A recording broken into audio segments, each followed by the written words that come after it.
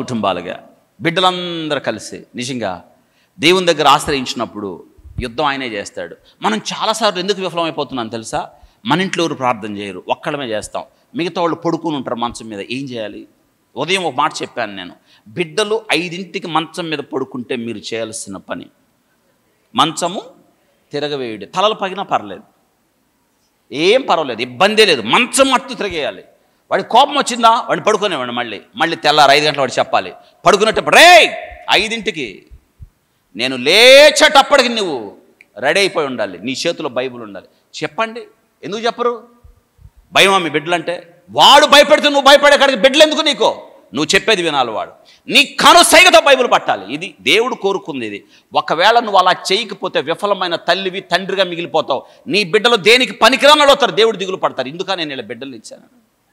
నీ ముందే పనికిమాలినోడై, నీ ముందే దరిద్రుడై, నీ ముందే చేతగానుడై, నీ ముందే లోకంలో వాడు ఎండొచ్చేదాకా పడుకుంటే మంచం తిరగేకేమేస్తారు? వేయాల్సిందే. అదే చెప్తాను నేను, బిడ్డలు ఎదుగుతున్నప్పుడు తల్లిదండ్రులకు మరింత పని ఉంది.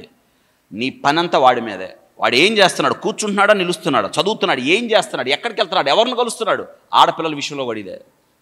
తేడా వచ్చిందా తలలు పగలు కొట్టండి, తేడా వచ్చిందా మంచం తిరగేయండి, ఉతకండి వాళ్ళని. XXX సోపేసి అప్పుడేమొచ్చింది? వాళ్ళు అడ్వర్టైజ్మెంట్ చెబుతున్నారే, XXX సోప్ ఏంటనేది సంస్కారం. ఫుల్ సంస్కారం లేకే కదా అమ్మ నాన్న చెప్పినా వాడు వింటలేదు. అర్థమైందా?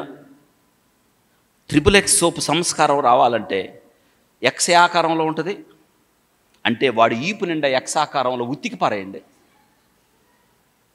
అక్కడ XXX మొత్తం ఎన్ని ఉన్నాయి? బెత్తం దెబ్బలు 3 ఎందుకు ఉంటాయి? 6 ఉంటాయి. ఆ పని మీరు చేయండి. మా బిడ్డలకు సంస్కారం ఇవ్వు ప్రభు అంటే దేవుడు అంటాడు, గో టు XXX సోప్. అప్పుడు మీకు విషయం తెలుస్తుంది, పగలగొట్టాలి వాళ్ళని. అదే కదా, ఎంత బాగా చెప్పాడు సొలొమోను, బెత్తము వాడకపోతే బెత్తం మూర్ఖత్వం బాలుని హృదయములో స్వాభావికంగా పుట్టును, శిక్షా దండం వాణ్ణి.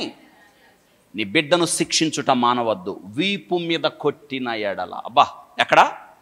ఎట్టా? ఎక్స్ ఆకారంలో వీపు మీద ఇటొకటి ఒక ఎక్స్, 2 ఇటొకటి 2 ఎక్స్, 3 ఎక్స్లతో ప్రారంభించండి. వాడి జీవితంలో చూడండి సంస్కారం వచ్చిందా రాలేదా. ఎక్కడ కొట్టాలో వాళ్ళని? అది ఎక్కడ కొట్టాలో కూడా దేవుడు చెప్పాడు చూడండి. అంటే శిక్షించమనే వద్దానా?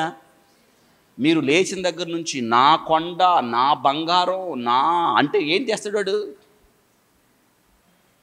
ఏం చేస్తాడు? కొంతమంది లేచిన దగ్గర నుంచి ముద్దులే మురిపాలు చేయండి. అట్టే రేపు జనాలు ఏం జరుగుతుందో చూడండి. ముద్దు ఉండాలి, ప్రేమ ఉండాలి, సమయంలో దూరం ఉండాలి, అమ్మంటే భయం ఉండాలి, నానంటే భయం ఉండాలి. కొట్టేదాకా మీరు నేర్పించొద్దు, కంటి చూపులతో వాళ్ళకి చెప్పాలి. యెహోషువ పిలిచినప్పుడు ఇశ్రాయేలీలు బిడ్డలతో సహా లేచి వచ్చారు. ఎన్ని గంటలకి? ఉదయాన్నే లేచి వచ్చారు. బిడ్డలను తీసుకొని వచ్చారండి ఉదయాన్నే. మన బిడ్డలేరి? విఫలమైన తల్లిదండ్రులుగా ఉండొద్దు, ప్రయోజకులుగా చేసిన తల్లిదండ్రులుగా మిగలండి. నాణ్యతనివ్వండి బిడ్డలకి.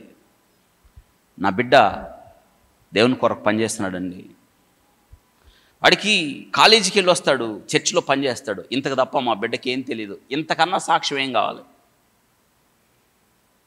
వింటున్నారా? ఉన్నారు మన చర్చిలో వాలంటీర్స్, ఎక్సలెంట్.